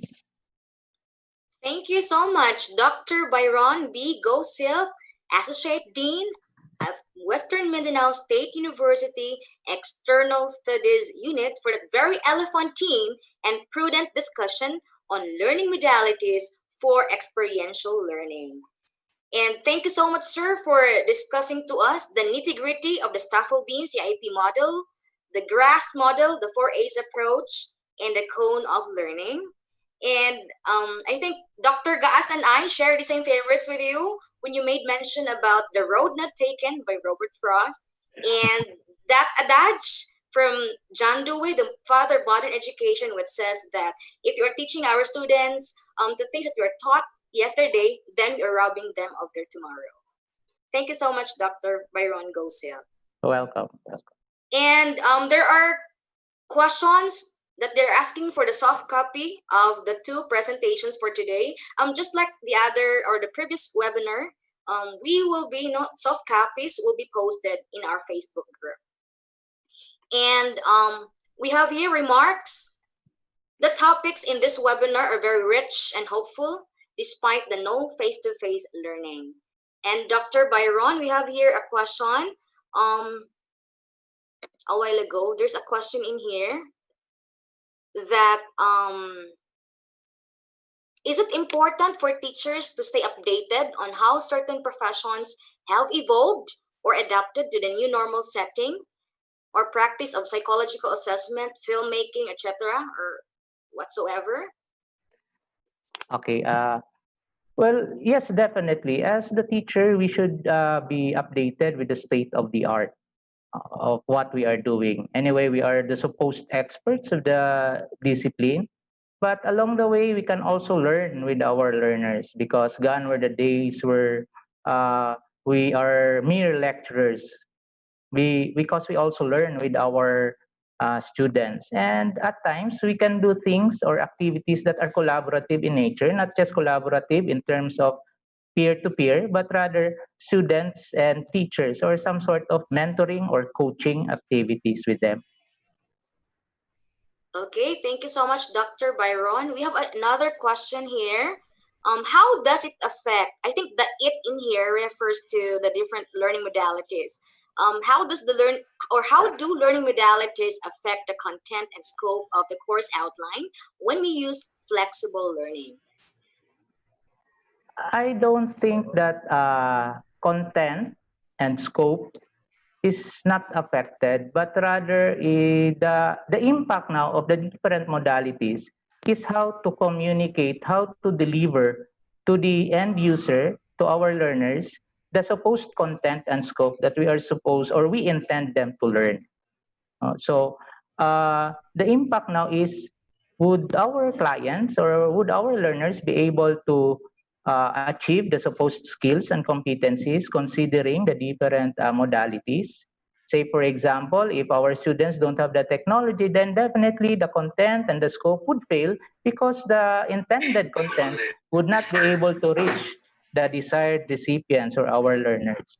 So basically, my takeaway with this is that when we say modalities, it's just how we deliver, how we communicate. When it comes to the scope and the content, I think the scope and content is already there. If I may recall, even Dr. Rudy Garcia, our regional director, highlighted on the manner that we should already modify our different syllabi to include the different delivery activities. And these are just an addition to the already existing face-to-face modality. So there is no need actually to modify our content and outcomes. Okay, thank you so much again, Dr. Byron Gosil, Associate Dean from Western Mindanao State University External Studies Unit. Are there more questions? I think in as much as we would like to entertain more queries, but I think we are running out of time. So I think we need to proceed to the presentation of certificates to our two equally prolific and articulate speakers. In order to do that, I would allow me to call in Dr. Gloria S. Arcamo, Board of Trustee and the Dean of Southern Mindanao Colleges.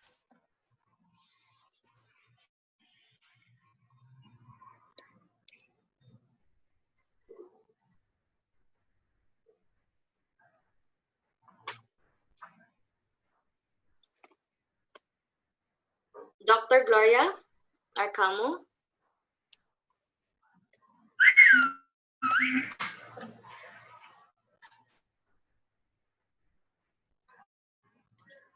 Are you there, Dr. Gloria Arcamo? While waiting for Dr. Gloria Arcamo, we still have one question. Can we entertain this, Dr. Sham? Yes, ma'am. Go ahead. We have here one last question addressed to Dr. Byron. Have you conceptualized on the flexible learnings for laboratory subjects, Dr. Byron? Actually, when it comes to conceptualization, I think that is within the domain of the different programs for offering the supposed laboratory courses. Now, if I would to suggest, probably the more appropriate for laboratory subjects is a blended learning modality, in that there are certain activities that necessitates some equipment which may not be available at home. So just like for the sciences course in chemistry or biology, we cannot expect students to have the needed equipment, laboratory equipment at home. And probably we can have just schedule them small groups so that it would become a blended learning modality in the delivery of laboratory courses. Okay, thank you so much, Dr. Byron Gosil, for that substantial explanations regarding the queries. I think that at this point in time, Allow me to call again Dr. Gloria S. Arcamo, Board of Trustee of this organization and the Dean of Southern Mindanao Colleges, to present the certificates to our two brilliant speakers. Ma'am? Good afternoon, everyone. Let us now move on to the presentation of certificates to our two very competent speakers for sharing their expertise on their respective topics. Please allow me to read the citation. Republic of the Philippines, Commission on Higher Education, Region 9, Zamboanga Peninsula, and the Council of Deans for Humanities, Social Science and Communication Program hereby award this certificate of recognition to Dr. Robin A. De Los Reyes for being the resource speaker during the second of the series of webinars for Council of Deans for the HOSOCOM with the theme Education Paradigm Shift via various learning platforms on the topic Flexible Learning Modalities, held on June 25, 2020 at 1 p.m. via Zoom. Given the 25th day of June 2020 in Zamboanga City, Philippines, signed Dr. Glory Jean G. Leonin, the President of the Council of Deans for the HOSOCOM, and Dr. Roddy P. Garcia, CHED OIC Regional Director. Similarly, another certificate shall be awarded to Dr. Byron B. Gosil for being the resource speaker during the second of the series of webinars for the Council of Deans for the HOSOCOM with the theme Education Paradigm Shift via various learning platforms on the topic Alternative Learning Modalities for Experiential Learning, held on June 25, 2020 at 1 p.m. via Zoom. Given the 25th day of June 2020 in Zamboanga City, Philippines, signed Dr. Gloria Jean G. Leonin, the President of the Council of Deans for HOSOCOM, and Dr. Roddy P. Garcia, CHED OIC Regional Director. Thank you. Okay, at Thank this you. point in time, to recapitulate and highlight the significant details of this session, we would like to call in Professor Gloria Jean Gillianin, President for the Council of Deans on Humanities, Social Sciences, Communication, and Social Work Programs in Region 9, and the Dean of the College of Social Work and Community Development at Western Mindanao State University, for her impression. To our very dynamic resource speakers, Dr. Robin A. De Los Reyes and Dr. Byron Gosil. Of course, to our ever supportive supervisor, no other than Dr. Shamir Kasim, officers, our participants for today's second webinar, a pleasant good afternoon. Now, to be honest, when I am listening to the two speakers, I am a little bit tongue-tied what to say today, because these two speakers actually give a very comprehensive, informative information to all of us that we can use in our classroom with the new normal that we have now.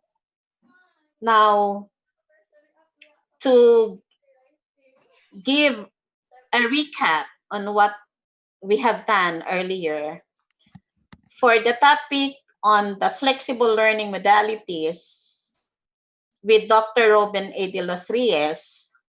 Now, Dr. Robin mentioned about what is flexibility in terms of learning modalities that we have. Now, actually, Dr. Robin mentioned about when we're talking about flexibility, it means offering several choices.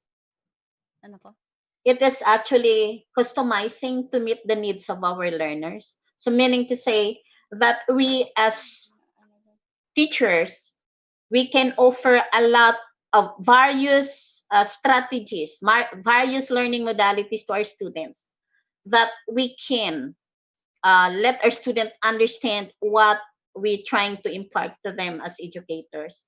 Now, Dr. Robin mentioned that we need to consider time, place, and audience. And what is very important in this is the learner's context. So whatever modalities we have to consider that it is always the learners that is the most priority in this particular alternative learning.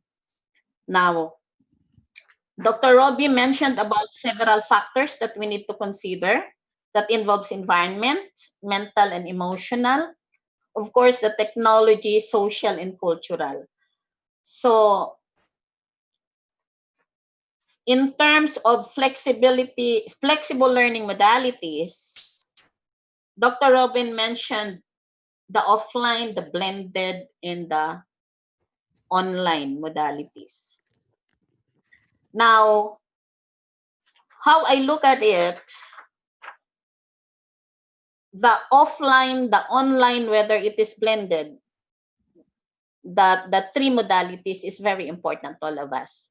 Because in the absence of one, the other one can be done. And that the blended one is actually a combination of these two, which is better more than the off and the online as an alternative. Now, what is the only difference here between the offline and the online is only the face-to-face contact and the materials that are needed, especially in the offline, that there is a need for depository space in our school where students can get all the materials needed for their learnings. While the offline, of course, the most important thing, sorry, in the online, the most important thing is the use of the internet connections that we have. So with the problem that we're facing, that there are students who are far-flung areas and island provinces, the blended one is the most important modalities in here, because in the absence of the online, the offline can be supported with the use of the pockets. So these modalities, the three modalities that are presented by Dr. Reyes is really very important to all of us.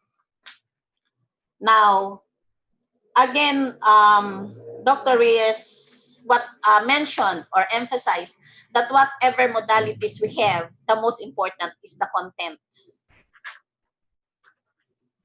So there is the importance of technology, there is the importance of resources. However, the content should be delivered in whatever modalities that we use. So there is freedom in here. The students can share their ideas.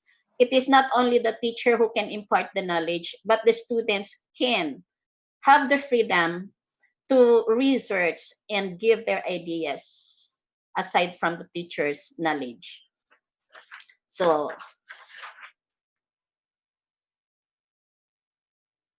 with this, the most important in this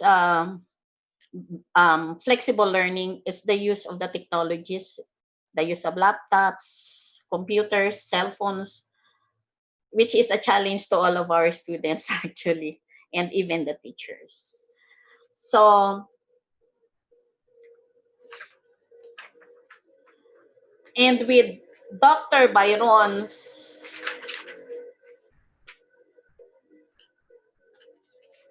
lecture also on the alternative learning modalities for experiential learning, I was really challenged because I am a social work.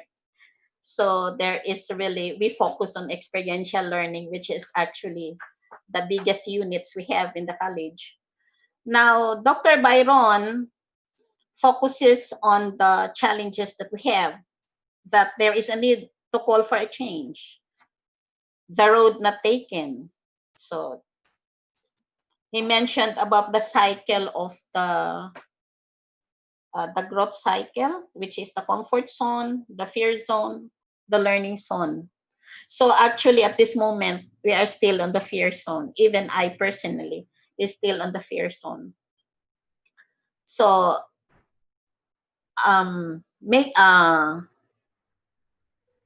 making decision is very important to all HEI. I even mentioned it long before that it is based on the HEI decision on what particular modalities they use for their learning. So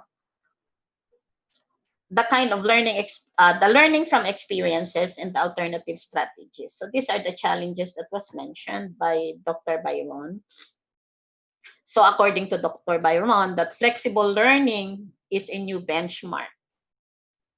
This is superseded by the CHED COVID-19 Advisory number 7, actually, that is dated May 24, 2020, which actually affects the delivery of learning that we have for our students. So Dr. Byron emphasizes on the road not taken. So he even mentioned the quote from John Dewey that if we teach today's students as we thought yesterday, we rob them for tomorrow. Now, the new normal is something that we need to adjust and adapt. Although this is quite sometimes, this is temporary to all of us. However, with the change of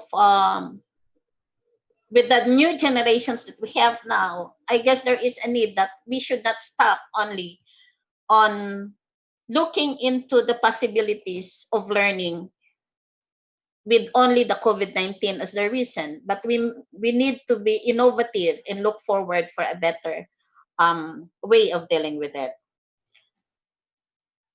So there are teachers who cannot get out of their comfort zones, especially we, maybe the soon to retire, no? So, but we need to find a way. So, on how the teachers find a way to teach and the way the students also learn. So, this is our all challenges to all of us, both the teachers and the students, on how we can find our ways, strategies, and means to deliver quality education to our students. So, what we can do, according to Dr. Byron, flexible learning and teaching is increasingly freed from limitation of time, place, and pace of study. So, we are not anymore teaching on a 1.5 hour or 3 hours or 6 hours, but we go beyond the time. So the place is not only limited to the four walls of the classroom, rather in any places with internet connectivity is very possible. So the pacing of study is not anymore limited also to the MWF or the TTH, rather anytime that the students wanted to learn. And even the teachers wanted to impart their knowledge. So there's no limitations in terms of time, place, and pace of study. So there is also dimension of flexibility that was mentioned in terms of time and place, learning outcomes, contents and resources, teaching modality, media delivery, pedagogical approach, assessment and evaluation, and even admin and technical support and teacher and student capabilities. Now, the challenge is how we shift towards learning modalities, how we go into this transition from our comfort zone and fear zone into our learning and growth zone. So Dr. Byron mentioned about the self-evaluation tools according the context evaluation, input, product evaluation, and process evaluation, or what we call the CIPP evaluation models. So the content of this is we have to consider the goals in terms of needs, environment, resources, industry or beneficiaries, the plan, choosing our strategies, faculty, students, material development, administrative support, action delivery in terms of system, implementation, monitoring, and feedbacking, and then the outcome, which is the alignment with targets, connection between theory and practice, the skills, the competencies, and the graduate attributes.